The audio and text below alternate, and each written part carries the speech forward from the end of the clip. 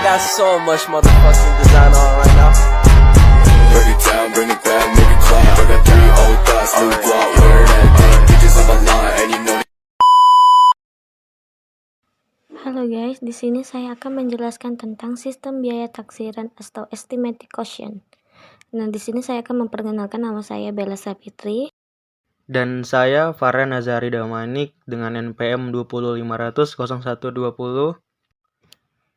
Dan saya akan menjelaskan pengertian sistem biaya taksiran. Sistem harga pokok taksiran adalah salah satu sistem harga pokok yang ditentukan di muka untuk mengolah produk atau jasa tertentu dengan jalan menentukan besarnya biaya bahan baku atau raw material cost, biaya tenaga kerja langsung direct labor cost, dan biaya overhead pabrik, factory overhead yang diperlukan untuk mengolah produk atau jasa tersebut di waktu yang akan datang. Harga pokok taksiran yang ditentukan akan dipakai sebagai dasar untuk A. Mencatat harga pokok produk atau jasa ke dalam rekening buku besar, B. Membandingkan biaya taksiran dengan biaya yang sesungguhnya terjadi, serta menentukan besarnya selisih yang timbul. Dan slide selanjutnya, tujuan penggunaan sistem biaya taksiran. 1. Untuk jembatan menuju sistem biaya standar. 2. Untuk menghindari biaya yang relatif besar dalam pemakaian sistem biaya standar. 3. Untuk mengendalikan biaya dan analisis kegiatan. 4. Untuk mengurangi biaya akuntansi. Slide selanjutnya, penentuan biaya taksiran. Biaya taksiran biasanya dipecah menjadi 3 unsur, yaitu biaya bahan baku, biaya tenaga kerja, dan biaya overhead pabrik. Biaya taksiran dapat ditentukan atas dasar data masa lalu, dari perhitungan, dari rumus kimia atau matematis, atau secara sederhana dengan taksiran. Biaya taksiran ditentukan pada awal masa produksi atau pada awal tahun anggaran. Slide selanjutnya, taksiran biaya bahan baku. Penaksiran kuantitas bahan baku yang akan dikonsumsi dalam setiap satuan produk dapat didasarkan pada spesifikasi teknis, percobaan atau data masa lalu. Penafsiran harga bahan baku dapat didasarkan pada harga kontrak pembelian dalam jangka dipublikasikan. Slide selanjutnya, taksiran biaya tenaga kerja. Penaksiran jumlah jam tenaga kerja yang akan dikonsumsi untuk menghasilkan setiap satuan produk sama dengan harus memperhitungkan juga waktu persiapan produksi, material handling, perbaikan mesin, dan hal-hal lain yang memerlukan jam tenaga kerja. Taksiran biaya tenaga kerja sama dengan taksiran jumlah jam kerja untuk menghasilkan setiap satuan produk dikalikan dengan tarif biaya tenaga kerja. Slide selanjutnya, taksiran biaya overhead pabrik. Penaksiran biaya overhead pabrik yang akan dibebankan kepada produk berdasarkan pada tarif yang ditentukan di muka. Untuk itu, perlu dilakukan pemisahan biaya overhead pabrik ke dalam unsur biaya tetap dan biaya variabel. BOP variabel ditaksir dengan melihat hubungan biaya tersebut dengan produksi, dengan anggapan bahwa terdapat hubungan yang konstan antara jumlah produksi dengan biaya yang dikeluarkan. Taksiran BOP tetap merupakan jumlah taksiran masing-masing unsur biaya overhead pabrik tersebut. Slide selanjutnya, kebaikan sistem harga pokok taksiran. 1. Dapat mengurangi atau menekan biaya administrasi atau administrative expense. Penggunaan beberapa dokumen dasar pada sistem ini dapat dikurangi dan perhitungan harga pokok atau jasa dapat dengan cepat diadakan, sehingga dapat mengurangi besarnya biaya administrasi. 2. Dapat menyediakan informasi untuk pengambilan keputusan atau decision making. Manajemen memerlukan informasi biaya untuk pengambilan keputusan tentang produk atau jasa sebelum diolah. Dan pemakaian harga pokok taksiran menyediakan informasi kepada manajemen untuk pengambilan keputusan tersebut. 3. Mengantar ke pemakaian sistem harga pokok standar atau standard costing. Sistem harga pokok taksiran merupakan transisi dari pemakaian sistem harga pokok sesungguhnya menuju pemakaian sistem harga pokok standar. Slide selanjutnya, kelemahan sistem harga pokok taksiran. 1. Harga pokok taksiran yang ditentukan kurang teliti baru dapat dikoreksi pada akhir periode setelah selisih biaya dihitung dan dialokasikan. 2. Timbulnya selisih biaya yang besar dapat mengakibatkan pengambilan keputusan yang keliru karena pengambilan keputusan dilakukan sebelum produk atau jasa tersebut diolah. Slide selanjutnya, metode harga pokok proses atau proses cost method. Karakteristiknya adalah bentuk produk yang sifatnya homogen tanpa dipengaruhi oleh spesifikasi yang diminta oleh pembeli. Pada metode ini, besarnya harga pokok taksiran ditentukan pada awal periode untuk setiap produk yang dihasilkan. Sedangkan apabila produk diproses melalui beberapa departemen, maka besarnya harga pokok taksiran ditentukan untuk setiap departemen di mana produk tersebut diproduksi. 2. Metode harga pokok pesanan atau job cost method. Produksi yang dihasilkan tergantung dari spesifikasi dari pemesan. Besarnya harga pokok taksiran untuk setiap pemesanan belum dapat ditentukan pada awal periode, akan tetapi harus dihitung pada saat akan menerima pesanan tertentu yang sekaligus harga pokok taksiran tersebut dapat dipakai manajemen untuk memutuskan ditolak atau diterimanya pesanan tersebut. Besarnya harga pokok taksiran pada metode ini dipengaruhi spesifikasi produk yang akan dipesan dan faktor-faktor lainnya yang perlu dipertimbangkan. Slide selanjutnya, A. Prosedur pencatatan biaya bahan baku. Untuk pencatatan biaya bahan baku, semua peristiwa dicatat dengan menggunakan biaya sesungguhnya. 1. Pembelian. Persediaan bahan baku dengan sekian ribu rupiah, hutang dagang dengan sekian ribu rupiah. 2. Pemakaian bahan baku atau pembebanan biaya bahan baku ke produk. Barang dalam proses biaya bahan baku dengan sekian ribu rupiah, persediaan bahan baku dengan sekian ribu rupiah. B. Prosedur pencatatan biaya tenaga kerja. Untuk mencatat biaya tenaga kerja, semua peristiwa dicatat dengan menggunakan biaya sesungguhnya. 1. Pembebanan biaya tenaga kerja langsung. Barang dalam proses biaya tenaga kerja dengan sekian ribu rupiah, gaji dan upah dengan sekian ribu rupiah. Slide selanjutnya, C. Prosedur pencatatan biaya overhead pabrik. 1. Pencatatan biaya overhead pabrik sesungguhnya dicatat dengan biaya yang sesungguhnya terjadi. Biaya overhead pabrik sesungguhnya dengan sekian ribu rupiah, berbagai rekening yang dikredit dengan sekian ribu rupiah. 2. Pembebanan biaya overhead pabrik ke produk dicatat dengan tarif yang telah ditentukan di muka.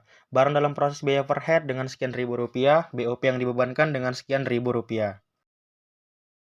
Oke, selanjutnya saya akan menjelaskan tentang prosedur akuntansi dalam sistem biaya taksiran jika produk diolah melalui lebih dari satu departemen produk.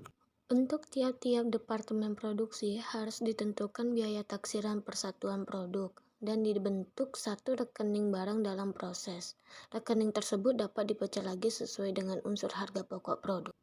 Baik, langsung saja kita masuk ke contoh soal. PT Samudra Jaya memproduksi pembernihan udang window dalam satu tahap pengolahan. Taksiran biaya produksi per kilogram adalah biaya bahan baku memiliki 4 kg dengan harga Rp18 dengan jumlah 72.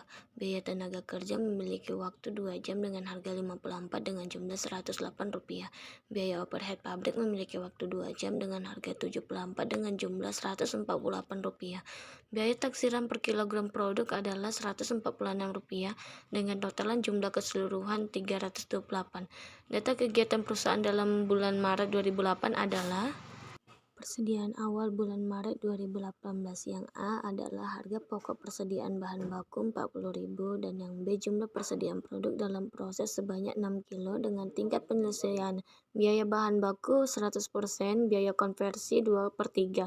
Harga pokok taksiran persediaan produk dalam proses ini dihitung sebagai berikut. Biaya bahan baku 100% dikali 6.000 dikali Rp72 dengan totalan Rp432.000. Biaya tenaga kerja 2/3 dikali 6.000 dikali Rp108 dengan totalan Rp432.000.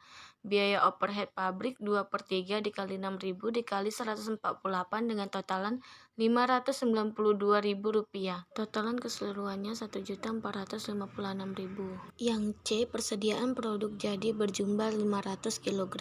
2. Kegiatan selama bulan April 2023. A. Pembelian bahan baku sebesar Rp1.320.000 dan B. Jumlah jam tenaga kerja sesungguhnya sebesar 34.500 dengan biaya tenaga kerja sebesar Rp1.850.000.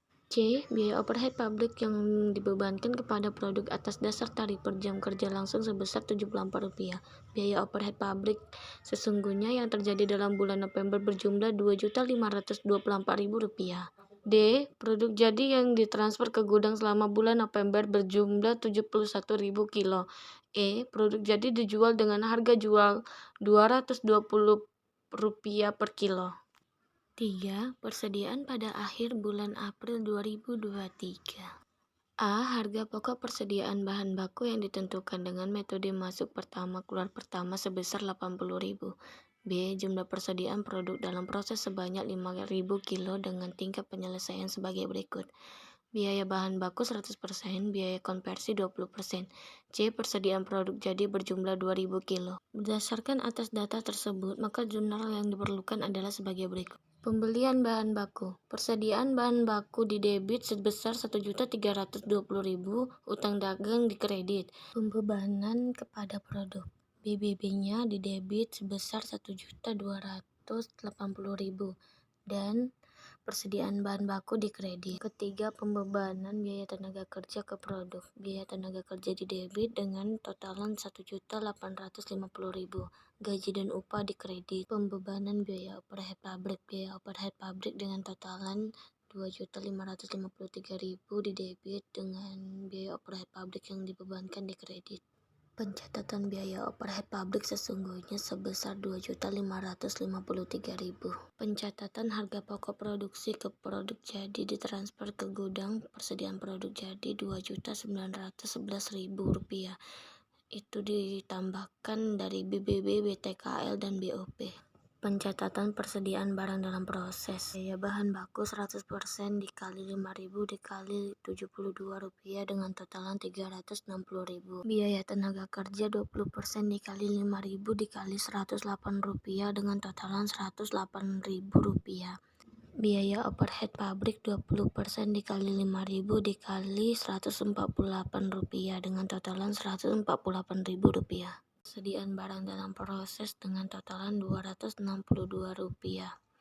Itu dijumlahkan dengan totalan keseluruhan. Langsung saja masuk ke pencatatan harga pokok penjualan. Persediaan produk jadi awal 500 kilo, produk selesai 71.000 kilo dengan totalan 71.500 kilo. Persediaan produk jadi akhir 2.000 kilo, jumlah produk terjual 71.000 kilo. Biaya taksiran per kilonya Rp328. Harga pokok penjualan dengan totalan Rp23.288.000. Pencatatan hasil penjualan. Piutang dagang di debit dengan totalan Rp15.620.000. Penjualan di kredit. Pencatatan selisih. Barang dalam proses BBB 17.000. Barang dalam proses BTKL 60.000. Barang dalam proses BOP 148.000. Jadi 17.000 ditambah 60.000 dikurang 148.000 sama dengan minus 71.000. Adapun perlakuan terhadap selisih. Selisih terbagi menjadi 4 bagian. Yang pertama ditutup ke rekening harga pokok penjualan atau rekening harga pokok penjualan atau ke rekening laba rugi. Dan yang kedua dibagikan secara adil kepada produk selesai dalam periode yang bersangkutan, yaitu dibagikan ke rekening barang jadi dengan harga pokok penjualan. Yang ketiga dibagikan secara adil ke rekening persediaan BDP, dan yang keempat memberikan selisih terhadap tetap dalam rekening selisih.